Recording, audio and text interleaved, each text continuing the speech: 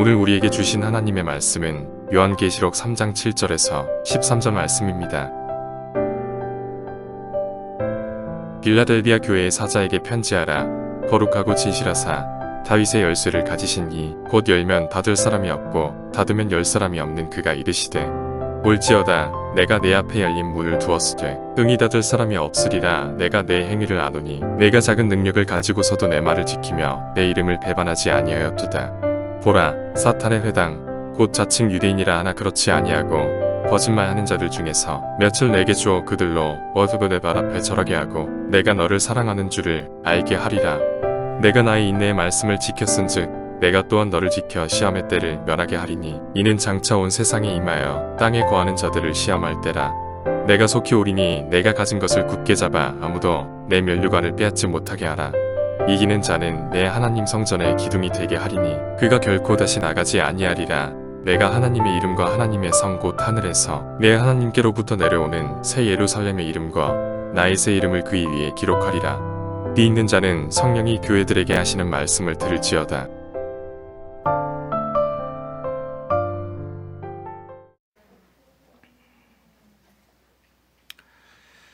자, 우리가 읽은 빌라델피아 교회, 우리가 소아시아에 있는 7교회를 통하여서 우리의 7가지 신앙의 모습을 보고 있죠. 에베소 교회, 서머너 교회, 버가모, 두아디라, 지난주에 사대 교회까지 보았고, 오늘 6번째 이제 빌라델피아 교회를 보려고 합니다.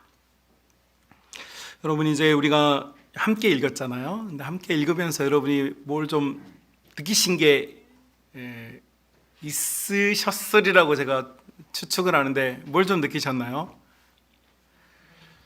네, 필라델피아 교회는 책망이 없죠. 책망이 없고 칭찬만 있는데 아시아에 있는 소아시아에 있는 7교회 중에 칭찬만 받은 교회는 2교회입니다. 앞서서 보았던 이제 서머너 교회, 환난과 핍박 중에 믿음을 지킨 교회였죠. 이 서머너 교회, 그리고 우리가 오늘 함께 읽은 이제 빌라델피아 교회.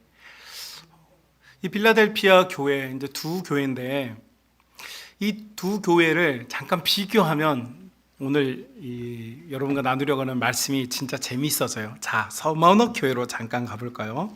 서머너 교회. 자, 8절부터 11절이거든요. 2장입니다. 서머너 교회. 여러분, 이거 오늘 이걸 비교해야 제가 여러분과 함께 나누려고 하는 메시지가 뚜렷해져요. 자, 칭찬받은 서머너 교회 같이 읽어볼까요? 시작. 서머너 교회의 사자에게 편지하라. 처음이며 마지막이요 죽었다가 살아나신 이가 이르시되 내가 너의 환난과 궁핍을 알거니와 실상은 네가 부요한 자니라. 자칭 유대인이라 하는 자들의 비방도 알거니와 실상은 유대인이 아니요 사탄의 회당이라. 너는 장차 받을 고난을 두려워하지 말라. 볼지어다 마귀가 장차 너희 가운데서 몇 사람을 옥에 던져 시험을 받게 하리니 너희가 10일 동안 환난을 받으리라. 네가 죽도록 충성하라. 그리하면 내가 생명의 관을 너에게 주리라. 귀 있는 자는 성령이 교회들에게 하시는 말씀을 들을지어다. 이기는 자는 둘째 사망의 해를 받지 아니하리라. 아멘. 자, 칭찬받은 서머너 교회, 그리고 우리가 읽었던 빌라델피아 교회를 비교해 보면 유대인이라고 하나 자칭 사단의 회, 그리고 환난, 핍박 이런 이야기들이 비슷해요. 그런데 필라델피아 교회는 특이하게 뭔가 되게 설명이 되게 많아요. 그렇죠? 설명이 되게 많아서 여러분 8절부터 13절까지 분량이 많아요, 작아요? 되게 많아요. 많은데 여기에 나오는 단어들, 워딩이라고 그러죠. 이 단어들이 굉장히 앞서 있던 교회들에게 어떤 워딩들이 등장을 하고 있어요. 그래서 여러분 보실까요? 9절에 보면 너를 사랑한다. 10절에 보면 시험의 때를 면하게 하겠다. 11절에 보면 너의 면류관이 뺏기지 않을 것이다. 12절에 보면 하나님의 성전, 하나님의 이름, 새 예루살렘, 막 이런 이제 앞서서 어떤 교회에게도 어떤 워딩들, 단어들이 막 속사포처럼 막 쏟아지고 있어요. 자, 느낌상 제가 이제 여러분에게 물어볼게요. 저를 보시옵소서. 자, 여러분이 보기에 주님께서 서머너 교회도 사랑하고 필라델피아 교회도 사랑하는데 주님께서 어떤 교회를 더 사랑하는 것 같아요? 우리가 몰라요. 주님만 아시는데 우리가 느끼기에 서머나 교회를 더 사랑하는 것 같아요? 필라델피아 교회를 더 사랑하는 것 같아요? 여러분 느끼셨어요? 야, 이거 재채기하고 연애는 못 감춘다고 하더니 여러분이 맞붙이셨어요. 자, 저도 이렇게 왜 이런지 이 글을 주신 분은 하나님이시니까 하나님만 아시겠지만 이 글의 느낌과 정서를 보니까 분명히 칭찬받았던 이 서머너 교회보다 필라델피아 교회를 향한 주님의 마음이 뭔가 더 애절하다는 것을 느낄 수 있어요. 그리고 그 애절함을 표시하려고 한 번도 쓴 적이 없는 하나님의 이름, 새 예루살렘 이런 단어들을 막 이제 속사포처럼 쏟아놓는 거죠. 자, 그러면 아마 소아시아에 언급된 7교회 중에 주님께서 가장 사랑하시고 아끼셨던 교회가 어느 교회라고 짐작이 됩니까? 필라델피아 교회예요. 자, 그러면 우리는 이제 주님께서 7개의 신앙의 모습이 있는데 그 중에서 주님께서 가장 예뻐하시고 사랑하는 신앙의 모습은 필라델피아 교회 신앙의 모습인 거죠. 맞죠? 자, 그럼 여러분 우리 다 하나님 사랑 받고 싶은 거 맞죠? 답은 정해졌어요. 그러니까 우리가 필라델피아 교회인들처럼 신앙생활 하면 되는데 어떻게 하면 이런 사랑을 받을 수 있는가? 자, 한번 오늘 성경을 통하여서 찾고 그 사랑받는 우리 성만 가족들 될 수 있기를 주님의 이름으로 축복합니다. 자, 여러분 8절에 보면 주님께서 왜 이 교회가 이토록 주님에게 사랑스러운 교회인지를 딱 설명해 놓았어요. 같이 읽어볼까요? 볼지어다 내가 너희 앞에 열린 문을 두었으되 능히 닫을 사람이 없으리라. 내가 너희 행위를 아노니 네가 작은 능력을 가지고도 어떻게 했어요? 내 말을 지키며 내 이름을 배반하지 아니하였도다. 아멘. 자, 예수님께서 신앙생활하는 사람들 다 소중하고 사랑하시죠. 예뻐하시고 소아시아에 있는 교회들을 보면서 여러분 크게 하나님과 대적해서 싸우고 하나님 앞에 죄를 짓고 이렇다기보다는 주님께서 그런 교회들을 교정해주고 싶어 한 것들이 있어요? 이중결혼, 이중결혼해 있었던 버가모 교회 같은 교회, 그죠? 그냥 세상에서도 잘 되고 싶고 하나님도 잘 믿고 싶고 이거 다 우리가 가진 마음이잖아요. 두아디라 교회 같은 경우 이세벨 변명, 난 몸이 아파서 시간이 없어서 변명의 신앙. 근데 변명의 신앙도 사실은 내가 신앙이 있으니까 변명을 하는 거 아니에요? 맞죠?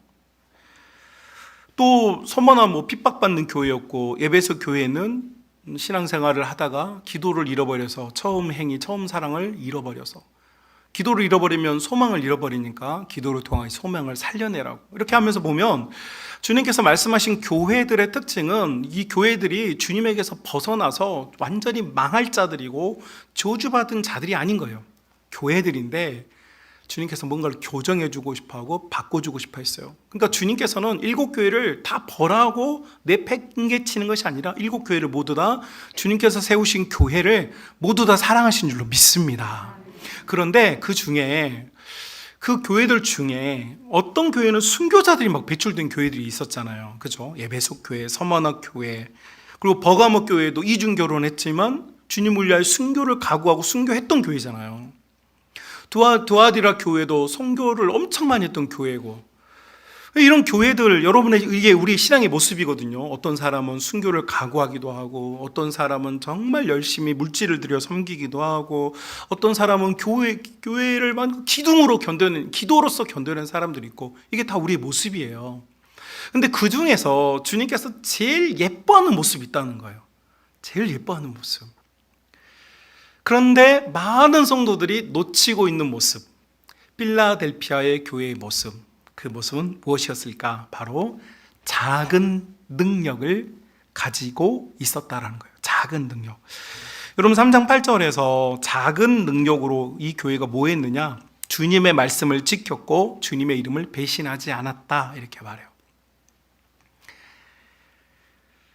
목회자로서 제가 이제 23살부터 지금까지 그죠? 사역하면서 많은 성도님들을 보았어요.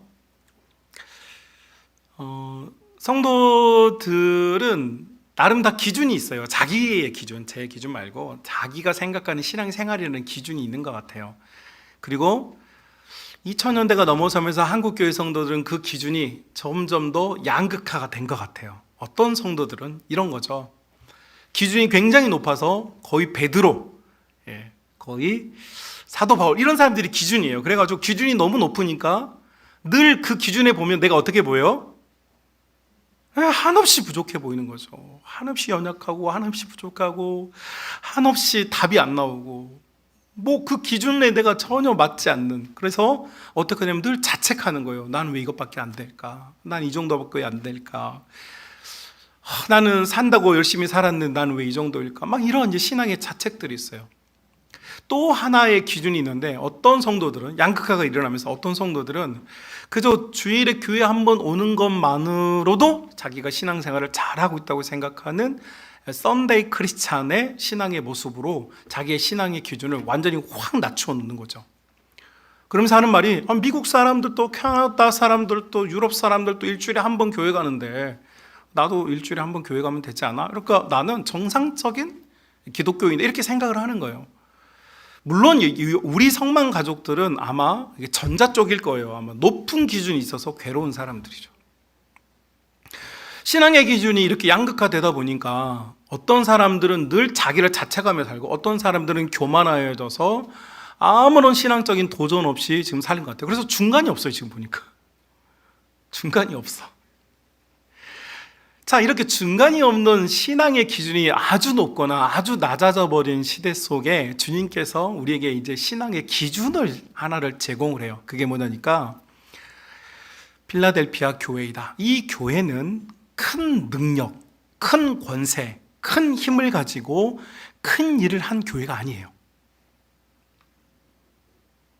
이 교회는 작은 능력으로 두 가지를 했는데 하나는 주님의 말씀을 지키려고 노력했고 하나는 주님의 이름을 배교하지 않았다는 거예요. 교회에서 떠나지 않았다는 거예요. 여러분 이거 아주 쉽게 말하면 지금 여러분이 하고 있는 거죠. 하고 있는 거.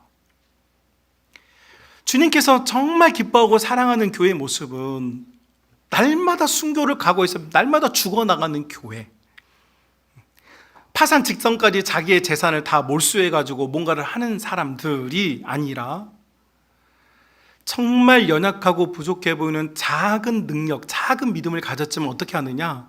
주님의 말씀을 따라 보려고 노력하고 애쓰는 사람들, 또 주님의 이름을 배신하지 않고 끝까지 천국 가는 그날까지 내가 주님을 섬기리라는 마음으로 살고 있는 사람들, 이 사람들을 제가 말고요, 예수님께서 사랑한다고 말씀하고 있습니다. 저는 그래서 우리 믿음의 가족들이 뭔가 진정한 도전을 받았으면 좋겠어요. 이 도전은 뭐냐면 내가 지금 신앙생활을 어떻게 하고 있다? 잘하고 있다고 받아들이는 거예요. 여러분 너무 열심히 많은 사람들은 괴로워요. 난 왜 저렇게 못하지? 난 왜 저렇게 안 되지? 많이 괴로워요. 그러니까 예수님을 믿는데 기쁨과 즐거움이 한 개도 없어요. 교회 오면 괴롭기만 해요. 여러분 우리 교회에 이 찬양대가 있잖아요. 하올라 찬양대는 한 번의 제사라는 뜻이요. 하는 정관사 더고 올라가 번제라는 뜻이거든요. 그러니까 유일한 단번의 제사, 이 유일한 단번의 제사는 예수님 뿐이에요. 그러니까 하올라 찬양대 이름 뜻이 뭐냐면 오직 예수라는 뜻이거든요. 아니 나는 우리 하올라 찬양대가 아멘 할 줄 알았던데 하여튼 이 마스크가 사람의 입을 막아버렸어요. 여러분 마스크는 이 공기를 막는 거지 아멘을 막는 게 아니에요. 하올라, 그러니까 여러분은 오직 예수 찬양대예요. 오직 예수 찬양대. 근데 하올라 찬양대가 이렇게 이제 이 회복이죠. 코로나 동안 우리가 나라의 정책을 우리가 잘 따라서 가능하면 국가에 도움 협조하려고 했는데 이제 끝나서 우리가 찬양대를 회복하려고 하는데 보니까 우리 이 하올라 찬양대 연령대가 이제 고령화돼 있는 거예요. 고령화. 분명히 3년 전에는 되게 젊었어요. 그쵸? 예. 되게 젊었어요. 국인영 고사님 미니스커트 입고 다니셨거든요. 네. 우리 신대영 고사님 머리에 막 핀 꽂고 다니셨어요. 아니 그런데 3년 사이에 고령화가 된 거예요. 그러면서 제가 이야기를 들어보니까 아이고 목사님 우리 이제 다 늙어가지고 우리가 어떻게 노래를 부르겠어요. 젊은 사람들이 하라고 하세요. 이런 마음도 있고 이런 이제 자기 자신이 너무 참 거울 앞에 선 내 모습이 그렇게 아름다워 보이지 않는 거죠. 그러니까 자신감도 잃어버렸고. 그런데 제가 이걸 어떻게 하면 좋나 고민을 하다가 기도하면서 그런 응답이 마음속에 찾아왔어요. 하나님은 겉모습과 목소리의 아름다움에서 영광을 받는 분이 아니다라는 거죠. 우리 하나님은 그 마음을 보시는 분이에요. 그러니까 여러분 아울러 자는데 너무 안 틀리려고 하지 마세요. 좀 틀려줘야 인간적인 좀 틀려주세요. 그러니까 우리 하나님의 주목하시는 것은 작은 능력인 거예요. 우리가 뭐 엄청난 지금 이제 다음 달에 보니까 강릉에서 세계 그 콰이어 축제를 하더라고요. 가보고 싶은데 아니 그렇게 막 거대하고 멋있는 사람들의 물론 아름다운 하모니가 인간적으로 나겠죠. 그런데 하나님께서 보시는 건 그 거대하고 아름다운 사람들의 아름다운 외모를 갖춘 아름다운 소리를 내는 사람들의 노래가 아니라 우리 하나님은 하나님 저는 연약하고 저는 쇠락하였고 저는 부족하여도 저는 우리 하나님을 노래하다가 이 세상을 떠나고 싶습니다 라고 하는 그 중심, 그 작은 능력을 우리 하나님께서 귀하게 여기신다는 거죠. 그래서 저는 여러분에게 말씀드리고 싶어요. 여러분은 지금 작은 능력으로 작은 믿음으로 여러분이 예수님을 따르고 있고 예수님을 배신하지 않으니 여러분은 이 세상에서 가장 사랑받는 성도이고 가장 사랑받는 교회인 줄로 믿습니다. 여러분 세상은 거대하고 강한 것을 포장을 하여서 그것이 영광이라고 말을 해줍니다. 그러나 우리 하나님은 거대하고 강한 것에는 관심이 없으십니다. 왜요? 하나님 자신이 거대하고 강하기 때문이에요. 그래서 하나님의 관심은 어디에 있느냐? 항상 작고 연약한 것에 있어요. 순교를 지키기 위하여서 그 파르르 떨리고 있는 작고 연약한 잎사귀들을 바라보시면서 귀하고 아름답다라고 말씀해 주는 분이 우리 하나님인 줄로 믿습니다. 필라델피아 교회는 이런 믿음을 가졌다는 거예요. 서만화 교회가 칭찬받을 때 순교자의 교회였기 때문에 칭찬받았거든요. 그런데 여러분 필라델피아 교회는 순교자가 없어요. 우리는 순교를 가장 큰 믿음으로 생각하지만 주님이 보시는 진짜 큰 믿음은 막 죽을 각오라고 뭘 이뤄내는 사람이 아니라 잠잠히 연약하고 부족하더라도 주님 바라보면서 자기의 믿음의 길을 가는 사람들, 이 사람들을 주님께서 아껴주시고 사랑해 주는 줄로 믿습니다. 제 말이 9절에 제 말이 아니고 9절에 보니까 딱 이렇게 나와 있어요. 거짓말하는 자들 중에 며칠 너에게 주어 그들로 와서 너의 발 앞에 절하게 하고 내가 너를 사랑하는 줄을 알게 하리라 이렇게 되어 있어요. 여러분 우리가 지금 아시아에 있는 교회들을 보고 있는데 그 중에 주님께서 내가 너를 사랑하고 있다는 걸 말하는 교회가 있어요? 그런 말을 들은 교회가 있어요? 없어요. 칭찬을 해요. 이긴다, 승리한다, 면류관을 주겠다, 뭔가 상급에 대한 이야기를 하는데 예수님께서 자기 감정을 드러내는 교회는 필라델피아 교회뿐이에요. 거대하고 위대하고 멋지지 않지만 어떻게 하고 있다고요? 너는 작은 믿음을 가지고 작은 능력으로 너의 신앙을 지키고 있어. 그래서 나는 너를 사랑해.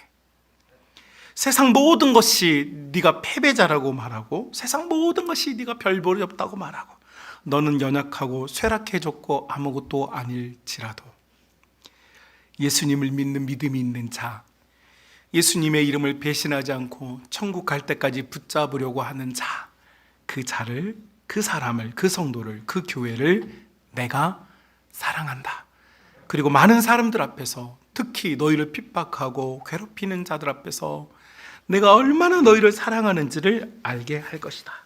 여러분 우리가 시편 23편 참 좋아하잖아요. 다윗의 노래 여호와는 나의 목자시니 내가 부족함이 없습니다. 주님께서 나를 푸른 초장 쉴만한 물가로 인도하십니다. 심지어는 내가 사망의 음침한 골짜기를 다닐지라도 내가 걱정하고 두려워하고 염려하지 않은 것은 주님의 강한 막대기, 주님의 위대한 지팡이가 나를 보호해 주기 때문입니다. 그러면서 다윗이 마지막에 뭐라고 이 고백한 줄 아세요? 이 마지막이 되게 멋있어요. 뭐라고 말하냐면 다윗이 이렇게 말해요. 주님께서 나의 원수들의 눈앞에서 내게 밥상을 차려주십니다. 이렇게 말해요. 내게 상을 베푸님이다 이렇게 되어 있는데, 여기서 말하는 상은 프라이즈, 칭찬해 주는 거, 뭐 상장을 주는 거 말하는 게 아니고 prepare table, 밥상 차려주는 거예요. 주님께서. 여러분 이런 거 한번 생각해 보세요. 여러분이 상장을 받고 칭찬을 받는 사람이 좋습니까? 아니면 그 상장을 주는 사람께 밥 먹는 사람이면 좋습니까? 그쵸, 그거예요. 상장을 받는 건 내가 한번 뭘 잘해서 뭐 받을 수 있어요. 그런데 내가 잘 못하거나 그런 성과를 못 냈을 때는 어떻게 돼요? 상장을 주는 사람의 얼굴을 볼 기회가 없어요. 그러나 밥 먹는 사이는요, 잘했건 못했건, 성공했건 실패했건. 제가 서울에서 이렇게 사역하면서 있는 동안에 제가 저희 어머니한테 전화를 1년에 한 2번 전화를 안 하는 사람이에요. 남들이 들으면 불효자죠. 예, 저 불효자 맞습니다. 근데 제가 전화를 안 드리는 이유가, 전화를 드리면 무소식이 희소식이라 전화하면 오고 가는 대화가 염려의 대화죠. 1년에 한두 번 전화 드리면 저희 어머니가 이렇게 아들에게 하는 말 한마디, 뭐겠어요? 돈 많이 벌었냐? 너네 교회는 네가 잘 부흥시켰냐? 용돈은 많이 받고 다니냐? 이런 거 아니었어요. 우리 어머니 한마디, 밥 잘 먹고 다니냐? 였어요. 여러분, 정말 가까운 사이는요, 상장을 주고받는 사이가 아니라 정말 가까운 사이는요, 밥에 대해서 이야기하는 사이예요. 밥 먹었어요? 이리 와요. 밥 한 그릇 먹읍시다. 제가 가끔 우리 교회 새가족들 찾아오면 이제 낯서시니까 그냥 가려고 하면 제가 그런 이야기해요. 여기서도 먹어도 뭐 그거고, 저기 집에 가서 먹어도 그건데 그냥 한 끼 때웁시다. 그냥 먹읍시다. 그래요. 밥 먹는 사이가 진짜 사이죠. 다윗이 자기가 주님을 나의 목자라고 말했어요. 그는 양이라고 고백해요. 나는 그분이 기르신 양이다. 그런데 이 둘 사이의 관계를 뛰어넘는 엄청나게 위대한 친밀함은 어디에 있느냐? 주님이 나를 위해서 나와 함께 식사해 주는 거야. 나와 함께 밥상에서 같이 밥 먹는 거야. 내가 잘했건 못했건, 성공했건 실패했건, 위대하건 연약한 관계없다는 거예요. 여러분, 이것이 다윗의 진정한 위대함이에요. 주님께서 다윗을 왜 예뻐하셨느냐? 다윗에게는 이 작은 믿음이 있는 거예요.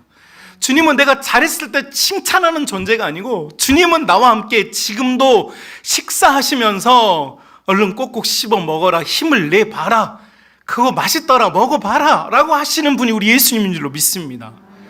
여러분, 그러니까 우리는 산의 진미를 차려놓고 먹어서 맛있는 게 아니라, 우리의 사랑하는 아들들과 밥을 먹고, 내 사랑하는 딸들과 밥을 먹고, 내 사랑하는 가족들과 밥을 먹어서 행복한 거예요. 여러분이 추석이나 명절에 맛있는 음식을 많이 차려놓고, 여러분이 정말 평상시에 안 했던 좋은 음식을 차렸으니까 행복한 게 아니에요. 오랜만에 내가 사랑하는 내 아들과 내 손주들과 내 사랑하는 사람들과 그 밥상에 앉아서 먹기 때문에 행복한 거죠. 우리의 자녀들이 세상적으로 성공을 많이 했습니까? 돈을 많이 벌었습니까? 여러분을 꽃가마에 태워주었습니까? 그렇지 않았어도 내 아들과 먹는 밥은 세상에서 최고로 맛있어요. 왜요? 사랑하니까. 이게 진짜 사랑이니까.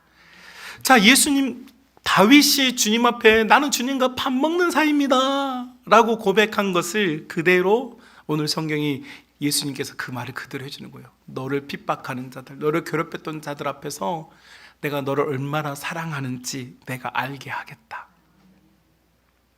사랑, 우리 믿음의 가족 여러분, 저는 여러분들이 진정한 용기를 냈으면 좋겠어요. 교회 올 때 여러분의 발걸음이 가벼웠으면 좋겠어요. 힘들고 어렵고 또 어떡하지 마음 졸이고 막 이렇게 오지 않고 내 인생의 가장 기쁜 것, 내 인생의 가장 즐거운 것, 내 인생에서 가장 행복한 순간이 여러분 예배당에 모여서 우리 하나님께 예배하는 시간이고, 여러분 이 발걸음이 가벼울 수 있기를 주님의 이름으로 축복합니다. 이것이 작은 능력이라는 거예요. 그러니까 여러분 너무 위대해지려고 하지 마세요. 너무 위대해지려고 하지 마세요. 오늘 이 하루를 살게 하신 주님께 감사하며 사는 거예요. 제가 이렇게 부임해가지고 우리 중고등부 아이들 그때 막 하나님 은혜로 막 모여서 이 아이들 데리고 첫 번째 서울로 비전 트립을 갔어요. 그때 처음이기도 하니까 제가 섬겼던 교회 네스톤 교회 박지훈 목사님이 우리를 국빈 대접해 줬어요. 사실 저희 교회 교육자, 제가 사역할 때 교육자들도 1년에 한두 번 가는 차이니스 레스토랑이 있었어요. 뭐 일종의 그냥 짜장면 먹는 데가 아니고 이렇게 코스 요리로 나오는, 신라호텔에서 18년인가 근무하신 분이 주방장이시고 그분이 이렇게 조리를 하시는 굉장히 고급스러운 곳인데, 박주현 목사님이 우리를 국빈 대접한다고 거기로 데리고 갔어요. 데리고 갔는데 우리 아이들이 너무 귀하고 너무 맛있는 것만 먹고 자라가지고 그 신라 호텔 주방장이 만든 요리를 한 젓가락씩만 먹고 다 음식을 다 남겼어요. 엄청난 금액의 비용을 지불하고 엄청 고급스러운 요리를 대접받았는데 우리 애들은 다 남겼어요. 왜요? 평상시에 먹던 음식이 아니었던 거죠. 하여튼 그래가지고 너무 속상했어요. 그 테이블에 남겨진 음식이, 저는 그 값어치가 얼마인 줄 알잖아요. 음식값이 얼마인 줄 아니까 너무 속상한데 제가 또 거기서 막 이렇게 싸고 있을 수가 없잖아요. 저 그런 사람 아니에요. 그렇게 식사가 끝났는데 사주신 분에게도 좀 죄송하기도 하고, 끝났으니까요. 사실 그게 엄청난 비용을 이렇게 계산해 준 분에게 여러분 식사 대접 받았으니까 그러면 목사님 감사합니다 막 이래야 되는데, 얘들아 인사해야지 이러고 갔어요. 얼마나 속이 상하던지. 자, 그런데 그 다음날 그 마커스 집회하는, 이제 청소년들이 좋아하는 찬양 집회가 있어요. 그 찬양 집회하는 곳에 우리가 가게 됐는데, 저랑 오랫동안 이제 계셨던 전도사님이 목사님 내가 식사 대접만 하고 우리 아이들도 뭐 한번 대접하고 싶은데 이렇게 시간이 안 맞냐고 그래서 죄송해요 전도사님. 그러니까 전도사님이 어떻게 그러면 그 교회 앞에서 뭘 식사할 수 있게 뭘 보내드릴까요? 그러는데 보니까 롯데 땡땡리아 햄버거 가게가 있는 거예요. 여기 햄버거 가게가 있네요. 그랬더니 전사님이 쿠폰을 보내줬어요. 하여튼 여러분 아는 그 햄버거 세트를 보내줬어요. 근데 여러분 사실 이제 가격 차이로 말하면 한 10배 차이 나는 거죠. 근데 그거를 애들이 거기서 그 땡땡 버거 그거를 먹는데, 와, 세상에서 제일 맛있는 음식으로 먹는 거예요. 애들이 막 감동해가지고. 제가 그거 보고 알았어요. 사람이 수준 따라 맛이 결정되는구나. 여러분, 우리 하나님께서 이제 뭐 입맛이야 그럴 수 있지만 하나님께서 두 끼를 다 대접했다고 생각해 봅시다. 여러분에게 너무 신비롭고 너무 진실하고 평상시에 볼 수 없는 여러분에게 놀라운 걸 주었는데 여러분이 잘 느껴 못 느껴? 왜? 그걸 잘 느끼고 못 살았어요. 기적인지 몰라. 그냥 지나쳐 버린 거야. 하나님 속상해 안 속상해? 똑당해. 근데 그냥 평상시에 아이들이 좋아하는 햄버거, 여러분의 입맛에 맞는 이제 기도응답 그런 거 받았니까 어떻게 돼? 막 너무너무 막 좋아하는 거예요. 자, 여러분, 하나님께서 여러분에게 두 끼의 식사를 제공을 했는데 여러분이 기뻐하는 것을 보면서 하나님께서 기뻐하시겠어요? 안 기뻐하시겠어요? 기뻐해요. 그런데 제가 여러분에게 이 예화를 든 이유가 있어요. 여러분이 작은 걸 기뻐하잖아요. 엄청나게 하나님이 막 능력을 활용하고 막 인맥을, 그러니까 하나님의 능력을 활용해서 막 이렇게 저렇게 해가지고 막 이렇게 해가지고 딱 너를 도와줬어 이랬는데 못 느껴. 근데 하나님께서 그냥 한번 힘들어 우리 정권사 힘들어 우리 신권자 힘들어 하고 그냥 어깨 한번 우리 하나님 덕덕해 주시면서 내 딸 괜찮아 이 한마디 하면은 눈물이 터져 나오고 내가 먹던 거야. 그러니까 은혜가 되니까 세상 어떤 것보다 큰 은혜를 받은 것 같아요. 할렐루야. 근데 하나님께서 여러분이 그 감동하고 감격해하는 그 작은 것을 너는 왜 이러니? 라고 하지 않으시고 그것을 하나님께서 행복해 하신다는 거예요. 우리는 저처럼 속상해요. 이렇게 좋은 걸 줬는데 왜 모르지? 그런데 하나님께서는 속상해하지 않으시고 작은 것을 감사하고 작은 것에서 행복을 느끼는 성도를 예뻐하신다는 거예요. 사랑하는 믿음의 가족 여러분, 필라델피아 교회가 순교가 없고 많은 선교를 하지 않았어도요, 자기들이 가지고 있는 신앙의 작은 것을 기뻐하고 즐거워해요. 여러분이 걸어서 교회를 출입할 수 있고, 여러분이 눈물 감아 기도 드릴 수 있고, 부족할지라도 하나님의 말씀을, 목회자의 설교를 하나님 말씀으로 여기서 듣고 있는 이것을 우리 하나님께서 기뻐하신단 말이죠.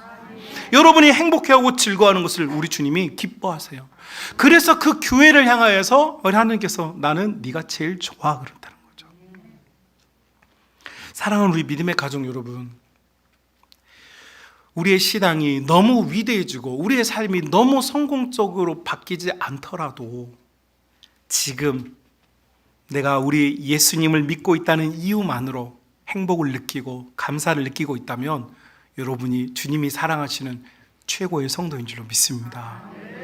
여러분의 목표를 베드로나 바울에게 두지 마십시오. 우리의 목표는 예수님 뿐입니다.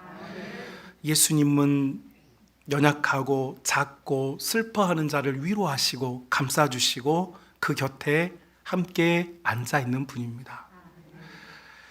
뭔가 문제를 해결해 주시는 것보다 우리 곁에서 우리를 응원해 주시고 괜찮다고 말씀해 주는 분이 우리 예수님이십니다. 그러니까 우리가 누려야 될 건 어떤 위대한 목표가 아니고 지금 내가 주님께 감사하는 거예요. 감사합니다. 주님 기쁩니다. 여러분 마음속에 행복감을 누리는 거. 세상이 태풍 같고 내 마음이 지옥 같아도 주님이 나와 함께 계시니 나는 감사합니다.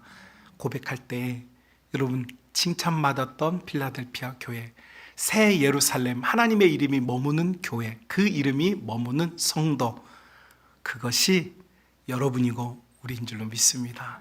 그래서요, 저는 여러분에게 어쩌면 여러분이 놓치고 있었던 신앙의 소중한 한 가지를 일깨워 주고 싶었습니다. 지금 그 신앙 부끄러운 거 아닙니다. 여러분이 지금 이 신앙 후퇴하고 무너진 거 아닙니다. 지금 이 신앙 주님이 아껴주시고 사랑해 주는 신앙입니다. 그 사랑 벗어나지 마시고 여러분 이 믿음의 길을 그래도 견뎌보고 그래도 이겨내고 그래도 승리할 수 있는 모든 성만 가족들 다 될 수 있기를 주님의 이름으로 축복합니다.